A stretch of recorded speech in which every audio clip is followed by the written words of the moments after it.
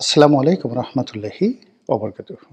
সম্মানিত দর্শক, রাজনীতির অন্যতম একটি হাতিয়ার হলো কে কত কথা বলতে পারেন এবং প্রতিপক্ষের বিরুদ্ধে কথার যে তলোয়ার, কথার ঢাল, কথার যে হাতিয়ার, এটা যারা যত বেশি ব্যবহার করতে পারেন তারাই রাজনীতিতে জয়লাভ করেন।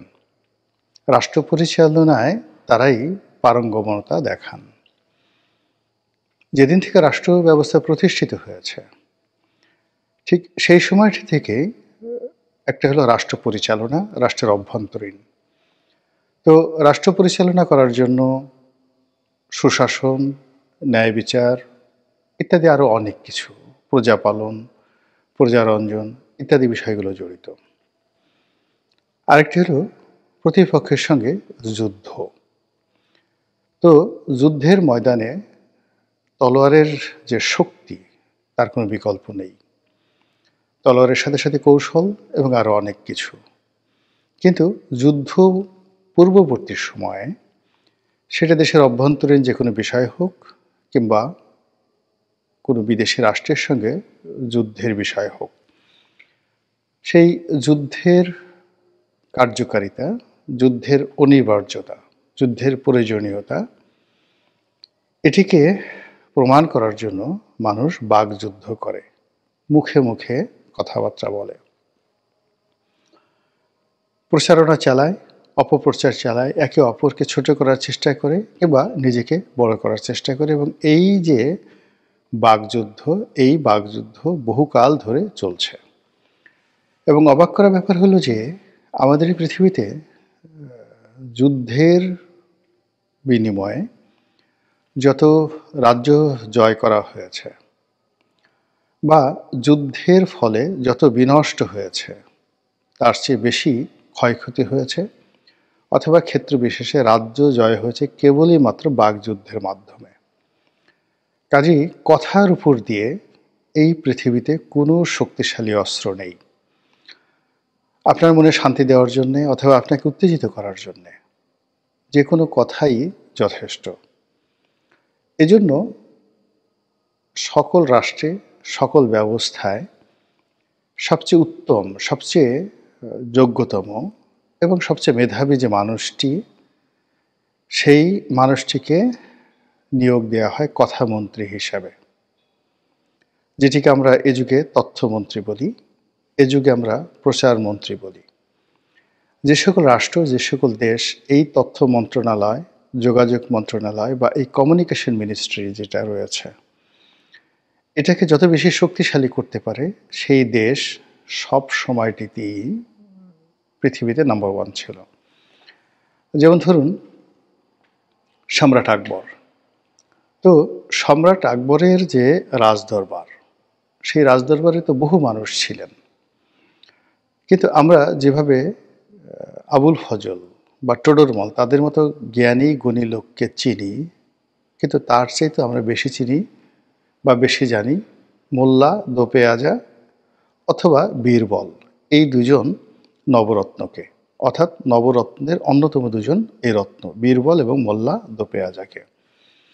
এর কারণ হলো তারা সম্রাট আকবরের যে কর্মগুলো, ভালো কর্মগুলো তারা যেভাবে প্রচার করতেন, আবার সম্রাট আকবরের যে দুর্বলতাগুলো রয়েছে, কুকর্মগুলো রয়েছে, সেইগুলো কথার জাদুমালা দিয়ে এমনভাবে প্রলেপ দিয়ে রাখতেন, যার ফলে আজ এত শত বছর পর সারা পৃথিবী যখন ইতিহাস লিখতে বসে, শুধু ভারতের ইতিহাস নয়, সারা দুনিয়ার ইতিহাস লিখতে বসে, সঙ্গত কারণে সম্রাট আকবর এক নম্বরে চলে আসেন। তো যেটা বলছিলাম, সেই যে বাকযুদ্ধ, সেই বাকযুদ্ধ এখনো চলছে।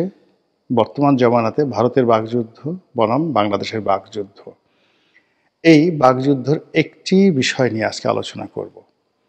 সেটি হলো বাংলাদেশের এই মুহূর্তে যারা সরকার পরিচালনা করছেন এবং তাদের পক্ষে যারা কথাবার্তা বলছেন বিভিন্ন সামাজিক মাধ্যমে, তারা ভারতকে হেয় করে কী কী বক্তব্য দিচ্ছেন, সেই বিষয়গুলো নিয়ে আলোকপাত করার চেষ্টা করব। তার আগে ভারত এই বাকযুদ্ধে বাংলাদেশে কীভাবে নাস্তানাবুদ করে ফেলছে তার কিছু নমুনা আমরা দেখতে পাচ্ছি।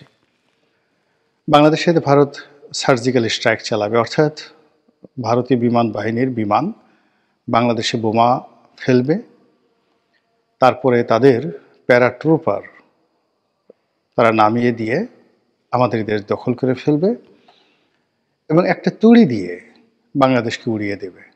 এই ধরনের কথাবার্তা ভারতের যে প্রচার যন্ত্রগুলো রয়েছে, সামাজিক মাধ্যম, গণমাধ্যম এবং আন্তর্জাতিক গণমাধ্যম, ভারত যে সকল গণমাধ্যম রয়েছে সেইগুলো, তার সঙ্গে সঙ্গে যে সকল জ্ঞানী, গুণী, বুদ্ধিজীবী, সাংবাদিক, সাহিত্যিক, রাজনীতিবিদ, এমনকি আওয়ামী লীগের যারা লোকজন রয়েছেন, যারা এই মুহূর্তে ভারতের আশ্রয় রয়েছেন, তারা সবাই বাংলাদেশের যে সরকার, সেই সরকারকে নাস্তানাবুদ করার জন্য, ভয় দেখানোর জন্য যে অবিরত যুদ্ধ তারা করে যাচ্ছে, সেই যুদ্ধের ফলে বর্তমান সরকারের যে কি পরিমাণ যন্ত্রণা হচ্ছে, কি পরিমাণ বেদনা হচ্ছে, তারা কতটা আতঙ্কগ্রস্ত, কতটা অস্থিরতায় ভুগছে, সেটি কেবলই মাত্র ভুক্তভোগী যারা আছেন, সরকারের ঘনিষ্ঠজন, তারাই বলতে পারবেন।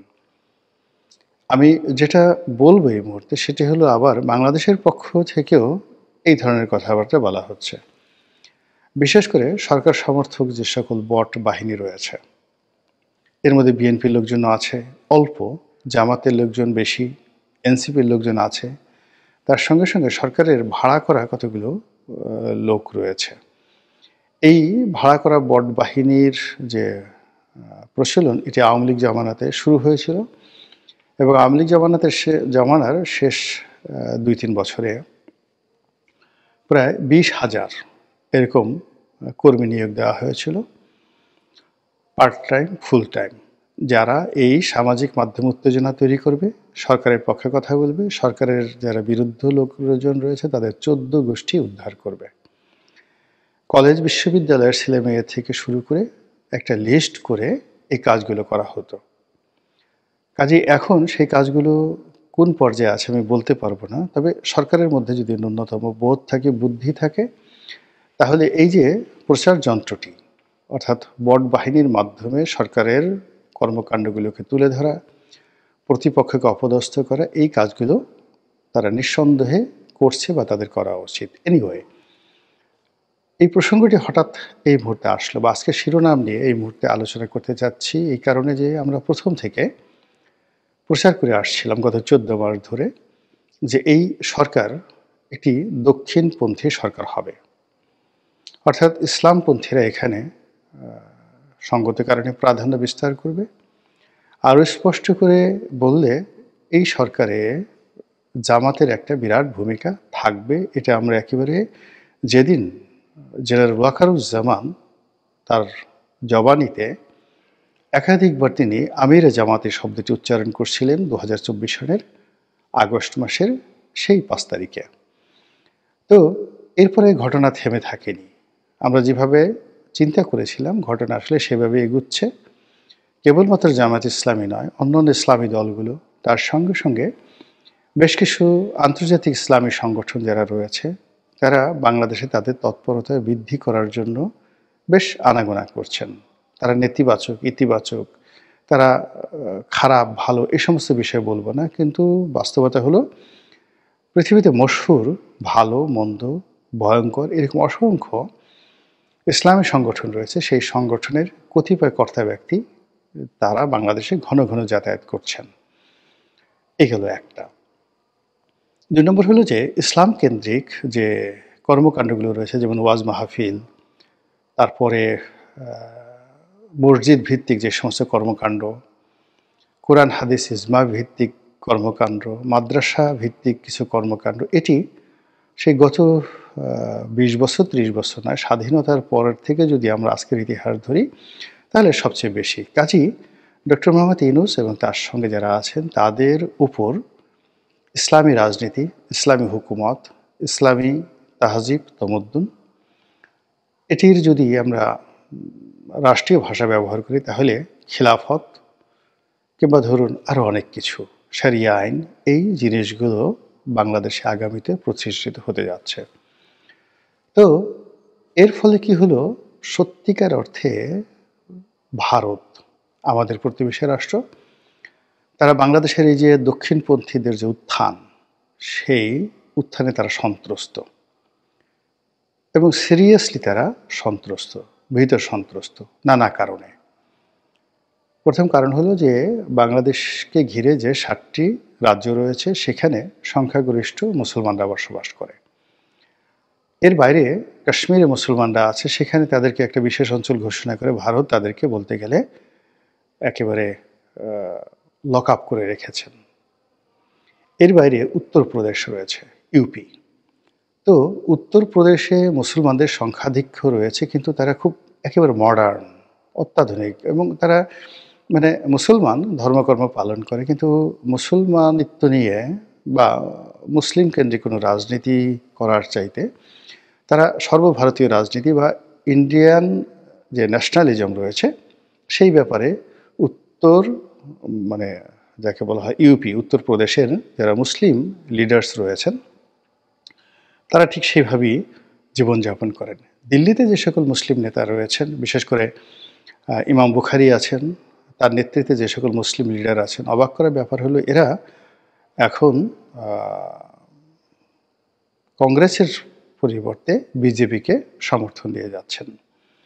কিন্তু আসামে, ত্রিপুরাতে, মেঘালয় কিংবা ধরুন পশ্চিমবঙ্গে যে সকল মুসলিমরা রয়েছেন তারা পাকিস্তানের যে মুসলমান সম্প্রদায় রয়েছে এবং বাংলাদেশের মুসলিম সম্প্রদায় রয়েছে তাদের দ্বারা মারাত্মকভাবে ইনফ্লুয়েন্সড, এবং এদের সংখ্যা অনেক অনেক বেশি।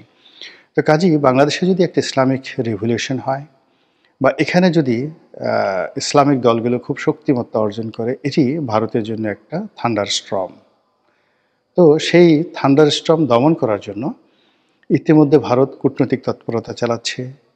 ইতিমধ্যে ভারত আমাদের সীমান্ত অঞ্চলগুলোতে তারা তাদের যে সেনা সমাবেশ এটা বাড়িয়েছে এবং নানা রকম হুমকি এবং ধামকি দিয়ে যাচ্ছে।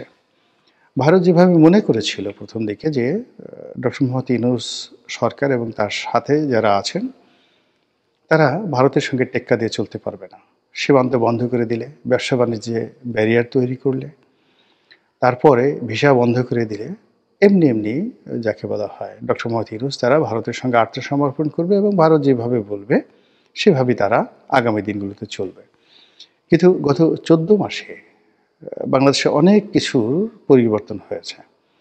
ডক্টর মোহাম্মদ ইউনূস কিংবা এনসিপি কিংবা বিপ্লবী কিংবা অন্যান্য ইনকালাব মঞ্চ যারা যারা আছেন তারা সবাই জনপ্রিয়তা মারাত্মকভাবে হারিয়েছেন। কিন্তু ভারত সম্পর্কে আমাদের যে বিতৃষ্ণা, আমাদের যে ভারত সম্পর্কে ভীতি বা আতঙ্ক, এটি কমেনি, বরং বেড়েছে। এবং গত 14 মাসে আমাদের সীমান্ত বন্ধ কিংবা তারা যেভাবে আওয়ামী লীগকে আশ্রয় দিচ্ছে, প্রশ্রয় দিচ্ছে এবং যেভাবে অনেকটা ঠান্ডা যুদ্ধের মতো তারা কর্মকাণ্ড চালাচ্ছে, এতে করে আমাদের জনমনে ভারত বিরোধী যে মনোভাব অতীতে যেটা ছিল এটা আরও বহুগুণে বেড়ে গেছে। অতিরিক্ত আতঙ্ক আরও বেড়ে গেছে যে ভারত যদি সত্যিকার অর্থে সার্জিক্যাল স্ট্রাইক চালায়, শেখ হাসিনাকে আবার বাংলাদেশে ফেরত পাঠায়, এমনকি সৈন্য সমাবেশ করে শেখ হাসিনাকে বাংলাদেশে একেবারে আবার রাষ্ট্র ক্ষমতায় বসায়, তাহলে বাংলাদেশ আর সিকিমের মধ্যে পার্থক্য কী থাকবে? বাংলাদেশের সঙ্গে হায়দ্রাবাদের কী পার্থক্য থাকবে? বাংলাদেশ কি একটা দ্বিতীয় কাশ্মীর হবে? নাকি এই যে বাংলাদেশ এবং তাদের যে পশ্চিমবঙ্গ এটি আলাদা একটা রাষ্ট্র হয়ে যাবে? এই ভয়গুলো যত বাড়ছে তত এখানে ইসলামাইজেশনটা প্রবল হচ্ছে এবং যারা ইসলামপন্থী সাধারণ মানুষ রয়েছেন তাদের ভারত ভীতির সঙ্গে সঙ্গে তাদের মধ্যে একটা জিহাদি জোশ, জিহাদি কুল্লিয়া শুরু হয়ে গেছে। এবং ভারত প্রথমে এটাকে খুব সহজভাবে যেভাবে তারা হ্যান্ডেল করতে চেয়েছিল, আপাত দৃষ্টিতে মনে হচ্ছে তারা সেদিকে যাচ্ছে না। এখন তারা উল্টো বাংলাদেশকে ভয় পাচ্ছে, ডক্টর মোহাম্মদ ইউনূসকে ভয় পাচ্ছে এবং তারই ধারাবাহিকতায় অতি সাম্প্রতিককালে দিল্লিতে যে একটা বৈঠক হয়ে গেল, তো সেই বৈঠকে আঞ্চলিক একটা বৈঠক, এটিকে সম্ভবত কলম্বো যে সম্মেলন বলা হয়, কনক্লেভ বা এরকম কোনো একটা শব্দ। তো তো এটা গত বছরই বাংলাদেশের সদস্য হয়েছে। তো এর চাইতে অনেক, অনেক গুরুত্বপূর্ণ বৈঠক কিন্তু গত ১৪ মাসে দিল্লিতে হয়েছে। সেই সমস্ত বৈঠকে বাংলাদেশ যায়নি। কিন্তু এই বৈঠকে বাংলাদেশ গিয়েছে, অর্থাৎ জনাব খলিলুর রহমান যিনি রয়েছেন নিরাপত্তা উপদেষ্টা, তিনি গিয়েছেন এবং ভারতের এখন ২য় গুরুত্বপূর্ণ ব্যক্তি মিস্টার অজিত দোভাল, তার সঙ্গে তার একটা বৈঠক হয়েছে। এই বৈঠক নিয়ে ভারতের পত্র-পত্রিকায় নানা রকম কথাবার্তা বলা হচ্ছে। তারা বলা হচ্ছে তাকে ডেকে আনা হয়েছে, তাকে থ্রেট দেওয়া হয়েছে, তাকে বকা দেওয়া হয়েছে। তাকে বলা হয়েছে এটা করো, ওটা করো, না করলে তোমাকে একদম শেষ করে দেওয়া হবে। কিন্তু জনাব খলিলুর রহমান তিনি আসলে কোনো মন্তব্য করেননি। খুব একেবারে কূটনৈতিক শিষ্টাচারের মধ্যে থেকে যতটুকু বলা দরকার ঠিক ততটুকু বলছেন। কিন্তু রাজনীতির যারা বিশ্লেষক তারা মনে করছেন যে এই মুহূর্তে জনাব খলিলুর রহমান সাহেবের সঙ্গে অজিত দোভালের যে বৈঠক এবং একদিন আগে জনাব খলিল যে সেখানে গেছেন, এটা ভারতের ইচ্ছাতে হয়েছে। ভারত যে কোনো মূল্যে বাংলাদেশের সঙ্গে এবং ডক্টর মোহাম্মদ ইউনূসের সঙ্গে সম্পর্ক স্বাভাবিক করতে চাচ্ছে বলে সরকারের যে সকল বট বাহিনী রয়েছেন, সরকারের যারা প্রচারক রয়েছেন, তারা দশমুখে প্রচার করার চেষ্টা করছেন। তারা আরও বলার চেষ্টা করছেন যে ঘটনা যদি সত্য না হতো তাহলে এই যে হঠাৎ করে ভারত আবার বিজনেস ভিসা এটা চালু করে